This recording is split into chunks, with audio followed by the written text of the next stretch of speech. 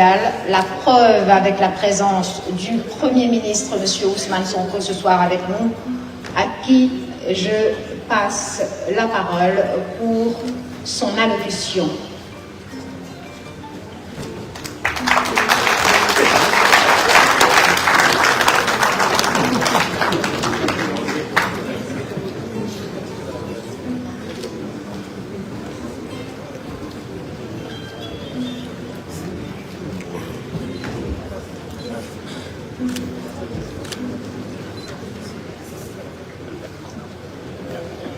Monsieur le ministre du Tourisme et de l'Artisanat, Monsieur le secrétaire général du ministère du Tourisme et de l'Artisanat, Monsieur le directeur du cabinet du Tourisme, Monsieur le directeur général de la SAPCO, Monsieur le directeur général, Monsieur les directeurs généraux et directeurs, Messieurs les maires, chers partenaires, acteurs de développement, Messieurs, dames. Je me réjouis d'être présent aujourd'hui à cette cérémonie pour représenter son Excellence, Monsieur le Président de la République, qui accorde, comme vous le savez, une importance particulière au secteur du tourisme et son pendant naturel qui est l'artisanat. On pourrait y ajouter également le transport aérien, parce que le tourisme a été conçu pendant très longtemps, pour certains même comme un produit d'exportation, vu sa capacité à faire entrer des devises dans ce pays. C'est pourquoi dans les différentes structurations gouvernementales, il est arrivé régulièrement que le tourisme a été rattaché à un certain nombre d'autres départements. Je suis là donc pour délivrer un message d'encouragement, simplement. Je suis là pour apporter un soutien aux initiatives qui ont été prises, et c'est parce que le tourisme représente un aspect extrêmement important pour la vision qui avait été déjà exprimée dans le programme qui a fait élire son Excellence le Président Bassirou Diomaye Faye dans la profession de foi. Mais vous en rendrez compte après-demain que le tourisme représente un levier extrêmement important dans le référentiel, le nouveau référentiel des politiques publiques, aussi bien dans sa déclinaison Vision 2050, que dans sa déclinaison décennale et quinquennale. C'est pourquoi il est important pour nous. C'est pourquoi cette cérémonie est importante pour nous. Que sous l'égide de la supervision de Monsieur le ministre en charge du tourisme, Monsieur le directeur général de la SAPCO ait pris l'initiative d'anticiper dans l'organisation ou la réorganisation de l'agence d'exécution qu'il dirige ou la société qu'il dirige, qu'il ait pris l'initiative d'innover, doit être accompagné par l'État du Sénégal et par le gouvernement. Je le disais tantôt, dans le référentiel, vous verrez qu'il est construit autour de 4 axes et de 6 moteurs de croissance. Et le premier moteur de croissance, qui est le moteur des secteurs à forte valeur ajoutée, le premier axe de ce moteur, c'est le tourisme. Et vous ne vous étonnerez pas que sur les 8 pôles de développement projetés, les 7 ont le tourisme comme une des filières déterminantes. Ceci montre donc que nous avons, nous, gouvernement du Sénégal, pris l'option et eu égard également aux atouts objectifs dont on dispose, atouts géographiques, liées au positionnement de ce pays, atout culturel avec une richesse socio-culturelle à faire valoir, mais également atout naturel lié à une biodiversité extrêmement riche.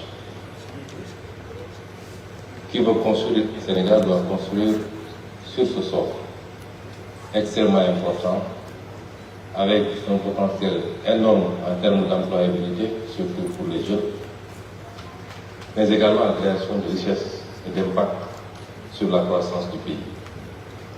Et c'est vous dire, monsieur le ministre du Tourisme, que nous avons aussi confié un département extrêmement important. Et évidemment, nous formulons des attentes extrêmement fortes. Je vous dire également, monsieur le directeur général de la SAPCO, que les mêmes attentes pèsent également sur vous. Puisque la SAPCO, vous l'avez rappelé tout à l'heure, est le bras d'exécution en matière d'aménagement, particulièrement de l'État pour ce qui concerne sa politique touristique. Vous avez posé un débat intéressant, celui de l'autonomisation, et donc particulièrement de la viabilité financière de votre direction générale, de vos sociétés. Cela nous préoccupe et nous vous encourageons. Parce qu'il est établi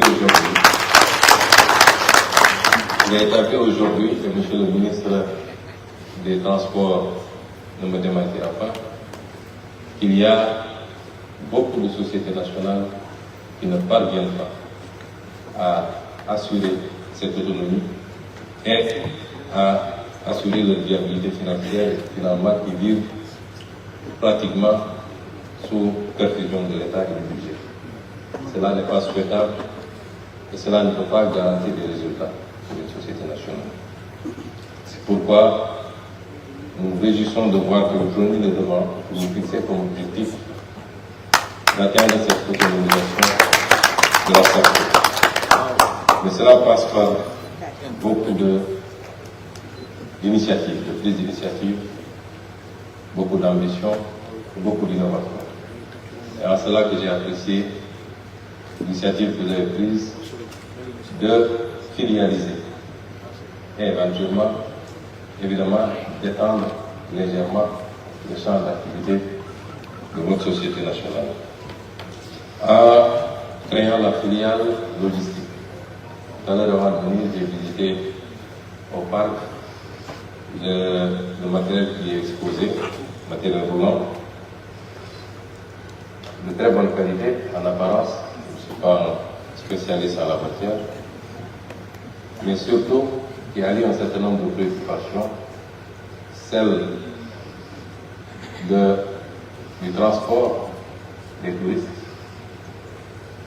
à celle de préoccupations environnementales, écologiques, puisque nous avons vu, à l'exception des bennes danseuses, que tous les autres matériels sont des véhicules à moteur hybride fonctionnant particulièrement à l'électricité, accessoirement pour une des catégories à l'essence et l'autre fonctionnant au gaz et à l'essence. C'est une de nos préoccupations de construire également une économie verte, une économie la plus propre possible, puisque vous savez que dans un contexte de réchauffement climatique, l'Afrique qui pollue pour 4%, qui ne pollue que pour 4%, subit plus de 80% des effets de ce réchauffement climatique. Nous avons un modèle de développement à construire qui n'a pas besoin de reprendre les mêmes erreurs de l'ère des révolutions industrielles. Et il nous faut, dans toutes nos initiatives, privilégier les moyens de production les plus propres, les plus verts possibles. Nous vous encourageons dans ce sens, mais l'innovation également par votre seconde filiale qui aujourd'hui se projette dans la production immobilière qui peut permettre de répondre à une très forte demande des acteurs touristiques dans leur globalité, mais également une forte demande de consommateurs assez particulier et assez exigeant sur un certain nombre de normes. C'est pourquoi, Monsieur le Directeur général, nous vous félicitons, nous vous encourageons et nous disons également à Monsieur le ministre du Tourisme que le tourisme doit être reprogrammé, reprofilé relativement à notre option souverainiste pour pouvoir promouvoir également le tourisme endogène, le tourisme local. Les Sénégalais ne font pas de tourisme intégré. Très peu de Sénégalais voyagent à l'intérieur du pays et découvrent d'autres sites. J'ai l'habitude de raconter une anecdote quand j'étais encore fonctionnaire. Il nous arrivait de rester quelque temps sans voir un collègue et quand on le retrouve quelques semaines plus tard, la question liée à son absence, souvent les réponses étaient j'avais décroché pour quelques jours, j'étais à Berlin, j'étais à Paris, j'étais à Dubaï. Et souvent je demandais est-ce que vous connaissez les îles du Saloum, est-ce que vous connaissez les chutes de l'île du Féro. C'est très rare d'avoir une réponse positive. Le tourisme intégré pour rapporter certainement plus même que le tourisme qui nous vient de l'extérieur. Il faut travailler à le promouvoir, à encourager les Sénégalais à découvrir leur pays, mais en même temps, parce que ça coûte moins cher en prenant quelques jours de sillonner le Sénégal, de visiter, de découvrir d'autres cultures, de découvrir d'autres sites naturels. Ça coûte beaucoup moins cher que de faire des milliers de kilomètres souvent pour aller hors du pays. Je ne dis pas qu'on ne doit pas le faire, mais il est important aussi qu'on le fasse à l'intérieur du pays pour promouvoir le tourisme intérieur. Et c'est pourquoi, Monsieur le ministre, Monsieur le Directeur général, je puis vous assurer du soutien total, absolu de l'État du Sénégal, de son Excellence Monsieur le Président de la République, du gouvernement que je dirige, du soutien total à toutes vos initiatives allant dans le sens du renforcement, la revitalisation du secteur du tourisme. Je vous remercie.